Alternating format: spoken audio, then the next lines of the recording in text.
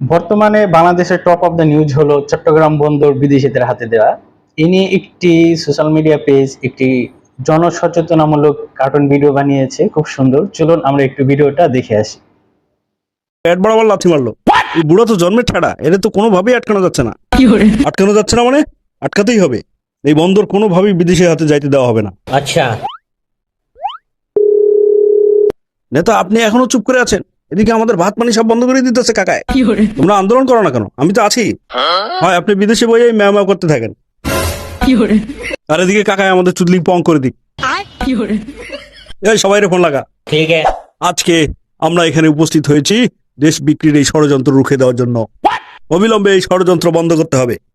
এই বন্দর যদি দিতে হয় তাহলে আমাদের রক্তের উপর পাড়া দিয়ে দিতে হবে। কি হয়েছে, আপনি হাসতেছেন কেন? আমি ওদের কাণ্ড দিকে হাসতেছি। দেশ বিক্রি হয়ে যাচ্ছে এই জন্য ওরা চিল্লাচ্ছে না, ওরা চিল্লাচ্ছে ওদের ধান্দা বন্ধ হয়ে যাচ্ছে এই জন্য।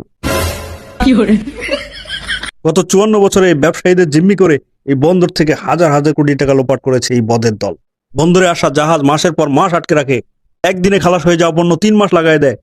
কাস্টমসকে ঘুষ খাও, চান্দাবাজদের আবদার মিঠাও। এদিকে বলে বাজারে মজুদ নয়, ওদিকে জাহাজের পণ্য খালাস হয় না। এই পুরোটাই একটা সিন্ডিকেট। এই করে করে 60 টাকার চাল আমাদের 120 টাকায় কিনতে হয়, 150 টাকার তেল আমাদের 200 টাকায় কিনতে হয়। শুধু বন্দর কেন, এয়ারপোর্ট গুলোতে লাগে চুরি হচ্ছে, রেলওয়েতে প্রতি বছর সরকার লস খাচ্ছে। সবগুলো বিদেশিদের হাতে দিয়ে দেওয়া হোক। আচ্ছা চোর বাটপাটের হাতে থাকলে এই দেশ কখনো উন্নত হবে না। আর সারা প্রশাসন করে কি? দুদকেদের সম্পদের বিবরণ নেয় না কেন? আর্মি এদেরকে ধরে ছেঁচা দেয় না কেন? সুটিয়ে লাল করে দেবো, নোংরামি বার করে দেবো।